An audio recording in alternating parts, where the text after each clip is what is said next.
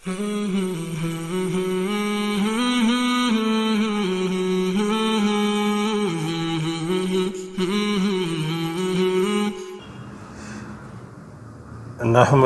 نصلی علی رسولہ الکریم اما بعد فاعوذ باللہ من الشیطان الرجیم بسم اللہ الرحمن الرحیم محترم ناظرین السلام علیکم ورحمۃ اللہ وبرکاتہ۔ ہمارے آقا صلی اللہ علیہ وآلہ وسلم کا فرمان ہے کہ سلام کو عام کرو اور لوگوں کو کھانا کھلاؤ، یہ بہترین عمل ہے۔ یعنی سلام سب کو کرو، چاہے کوئی جاننے والا ہو یا نہ جاننے والا ہو، سب کو سلام کرو اور لوگوں کو کھانا کھلاؤ کہ یہ بہترین عمل ہے۔ اور ارشاد باری تعالی ہے سورہ دہر میں،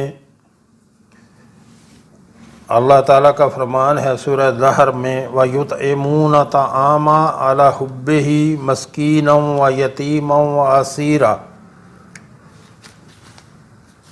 انما نطعمکم لوجہ اللہ لا نرید منکم جزاء ولا شکورا، جس کا ترجمہ ہے اور باوجود یہ کہ خود ان کو طعام کی خواہش ہو اور حاجت مندوں، فقیروں، یتیموں اور قیدیوں کو کھانا کھلاتے ہیں اور کہتے ہیں خالص خدا کے لیے کھلاتے ہیں، نہ تم سے عوض کے خواستگار ہیں اور نہ الحمدللہ نحمدہ نصلی علی رسولہ الکریم اما بعد فاعوذ باللہ من الشیطان الرجیم بسم اللہ الرحمن الرحیم۔ محترم ناظرین السلام علیکم ورحمۃ اللہ وبرکاتہ۔ امام شافعی رحمۃ اللہ علیہ کی ماں، حضرت امام شافعی رحمۃ اللہ علیہ کی بوڑھی ماں نے اپنے بیٹے کو حصول علم کے لیے سفر پر روانہ کرتے ہوئے کہا، بیٹے میری خواہش ہے کہ تو اپنے پیارے نبی صلی اللہ علیہ وآلہ وسلم کے علم سے مالا مال لوٹے اور پھر اس علم کی روشنی میں دوسروں کو اپنے پیارے نبی صلی اللہ علیہ وآلہ وسلم کے خیالات و افکار سے مستفید کرے۔ بیٹے میرے پاس اس وقت تجھے دینے کے لیے کچھ بھی نہیں ہے، نہ غلہ ہے نہ روپیہ پیسہ، لیکن تجھے فکر نہیں کرنی چاہیے۔ تو جس کی راہ میں گھر سے جا رہا ہے وہ سفر کے دوران خود ہی تیرا انتظام کرتا رہے گا اور وہ اپنے صالح بندوں کی ضرورتیں پوری کرتا ہے اور تیری بھی ہر ضرورت پوری کرے گا۔ یہ کہہ کر ماں نے 2 پرانی چادریں بیٹے کے حوالے کیں اور دعائیں دیتے ہوئے بیٹے کو پیار دیا اور کہا، بیٹے جا، اللہ تیرا حامی و ناصر اور حافظ و نگہبان ہو اور تجھے علم کے آسمان پر سورج کی مانند چمکائے۔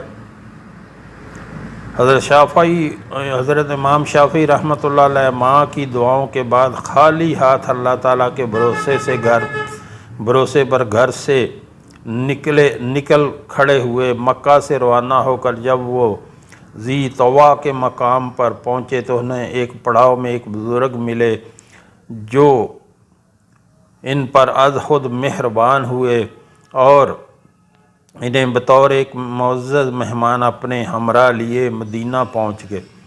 ایک روز کی مسافت کے بعد وہ مدینہ میں داخل ہوئے۔ جہاں مسجد نبوی پر نظر پڑی تو انہوں نے مسجد نبوی میں داخل ہو کر نماز پڑھی، پھر حضور صلی اللہ علیہ وآلہ وسلم کے روضہ پر حاضری دی، سلام پڑھا اور لوٹ کر مسجد میں بیٹھ گئے، جہاں ایک بزرگ حدیث کا درس دے رہے تھے اور ان کے چاروں طرف لوگ بیٹھے ہوئے تھے۔ بزرگ نے اونچی آواز میں فرمایا، مجھ سے نافع نے ابن عمر رضی اللہ تعالیٰ عنہ سے روایت کی ہے کہ فرمایا، مجھ سے اس قبر میں آرام فرمانے والے نے، یہ کہہ کر اس بزرگ نے سیدھے ہاتھ سے حضور صلی اللہ علیہ وآلہ وسلم کے روضہ مبارک کی طرف اشارہ کرتے ہوئے ایک مکمل حدیث سنائی اور پھر اس طرح دوسری حدیثیں سناتے رہے۔ یہ امام مالک رحمۃ اللہ علیہ تھے۔ حضرت امام شافعی رحمۃ اللہ علیہ امام مالک رحمۃ اللہ علیہ کے درس میں شرکت کی اور ان کی کتاب حفظ کر لی۔ پھر 8 ماہ بعد آپ نے کوفہ میں امام ابو یوسف اور امام محمد سے علم حدیث کے سلسلے میں قدر استفادہ کیا اور امام محمد کے پاس مقیم رہے۔ پھر عراق و فارس اور مختلف جگہوں پر گھوم کر علم حدیث کے عالموں سے جو مل سکا حاصل کیا۔ پھر آپ بغداد میں بادشاہ ہارون رشید سے ملے اور بادشاہ کے اصرار پر نجران کے تحصیلدار بن گئے۔ 3 برس سے زیادہ عرصہ گزر جانے کے بعد آپ دوبارہ امام مالک رحمۃ اللہ علیہ سے ملاقات کے لیے روانہ ہوئے۔ بغداد میں احمد بن حنبل رحمۃ اللہ علیہ، سفیان بن اوزاعی رحمۃ اللہ علیہ کے علاوہ حدیث کے دوسرے علماء سے بھی ملے اور ان سے حدیثیں حاصل کیں۔ پھر آپ کے درینہ محسن حضرت امام مالک رحمۃ اللہ علیہ نے انہیں 3 روز اپنا مہمان رکھا اور بڑی مشکل سے انہیں 2500 سونے کے دینار، خراساں کے گھوڑے اور مصر کے خچر بطور ہدیہ قبول کرنے پر رضامند کر لیا۔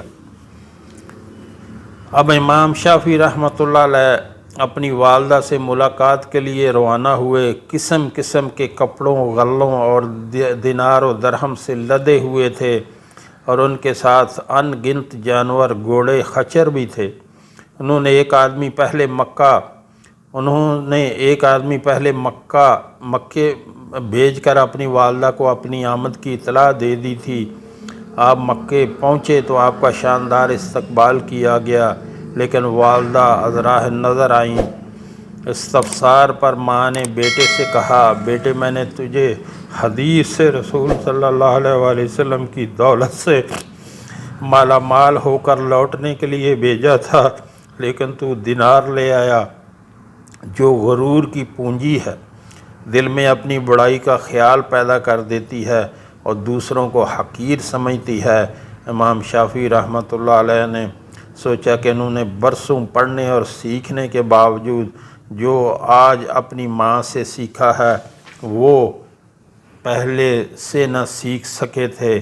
انہوں نے اپنی ماں کی حسب منشا کھڑے کھڑے اپنی ساری دولت مکے کے غریب و نادار لوگوں میں تقسیم کر دی، سارا غلہ بھی تقسیم کر دیا اور جانور محتاجوں کو دے دیے۔ صرف 10 دینار اپنے پاس رکھے تاکہ وقت پر کام آ سکیں۔ ماں کو ان 10 دیناروں کا علم ہوا تو بولی، 10 دینار پر بھروسہ کرنے کا مطلب سب کچھ دینے والے پر عدم بھروسہ نہیں ہے، یہ 10 دینار بھی تقسیم کر دو۔ یہ سن کر امام شافعی رحمۃ اللہ علیہ نے وہ 10 دینار بھی تقسیم کر دیے اور یوں محسوس کیا کہ اب ان کا ہاتھ بالکل خالی ہے، لیکن دل اس قدر غنی ہے کہ اس سے پہلے کبھی اس قدر غنی نہ ہوا تھا۔ تو محترم ناظرین، دنیا جو ہے یہ رہنے کی جگہ نہیں ہے۔ یقین کریں اللہ کریم، ہمارے کریم رب نے ہمیں کسی اور کام کے لیے بھیجا تھا، ہم کسی اور کام میں لگ گئے ہیں۔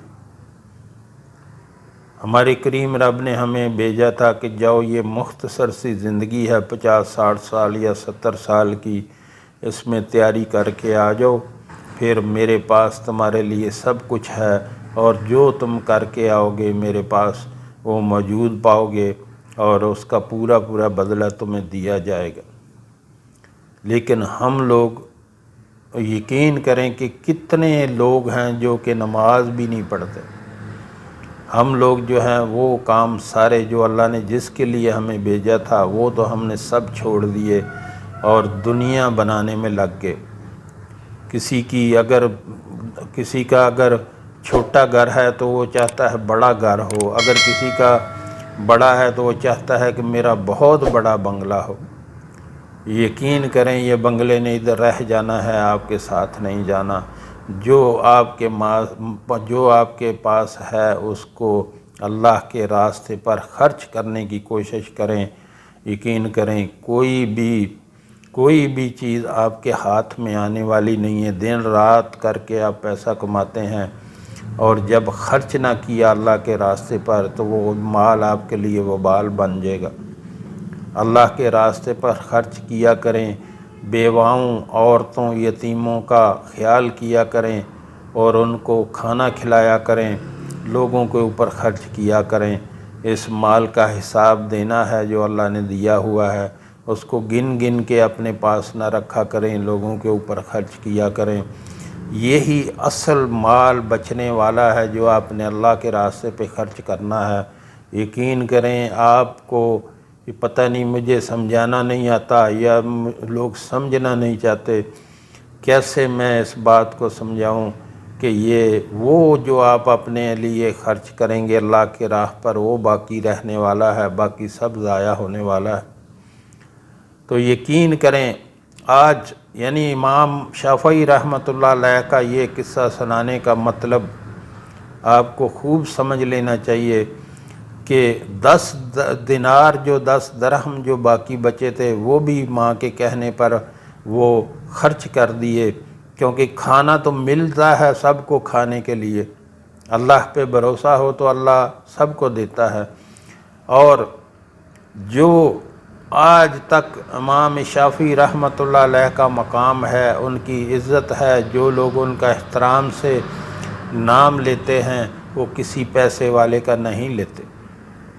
ان کے پاس کیا تھا؟ ان کے پاس دین تھا، انہوں نے اپنا دن رات جو ہے دین کے اوپر صرف کیے، انہوں نے کوٹھیاں بنگلے بنانے پہ صرف نہیں کیے۔ اور کتنا آپ مال سنبھال کے رکھ لو گے، یقین کرو آپ کے ساتھ جانے والا نہیں ہے، وہ یہیں رہ جانا ہے۔ کسی نے آج تک کوئی ساتھ لے کے نہیں گیا۔ آج تک ہمیشہ عزت ان کی ہے جو لوگ دین پر چلے۔ صحابہ اکرام رضوان اللہ اجمعین نے جو سمجھ گئے تھے کہ یہ دنیا کیا ہے تو انہوں نے اپنے آپ کو دین پہ لگایا۔ آج ان کا نام بڑے عزت اور احترام سے لیا جاتا ہے۔ جو مالدار گزرے ہیں، کون ان کا عزت اور احترام سے نام لیتا ہے؟ دیندار لوگوں کا عزت اور احترام سے نام لیا جاتا ہے، مالدار لوگوں کا عزت اور احترام سے نام نہیں لیا جاتا۔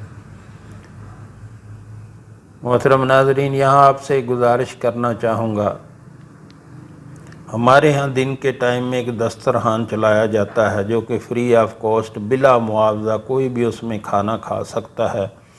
ہمارے آقا صلی اللہ علیہ وآلہ وسلم کا فرمان ہے کہ سلام کو عام کرو، یعنی سب کو سلام کرو، کوئی جاننے والا ہے اس کو بھی، کوئی نہیں جاننے والا اس کو بھی سلام کرو، اور لوگوں کو کھانا کھلاؤ۔ لوگوں کو کھانا کھلانا اللہ کا بہت پسندیدہ محبوب عمل ہے۔ تو جو ہمارے بہن بھائی ملک میں یا ملک سے باہر امریکہ، کینیڈا، یورپی ممالک اور خلیجی ریاستوں میں رہتے ہیں، اللہ نے اپنے فضل سے ان کو بہت نوازا ہوا ہے، ان سے گزارش کروں گا کہ آپ بھی اپنا حصہ ضرور ڈالا کریں۔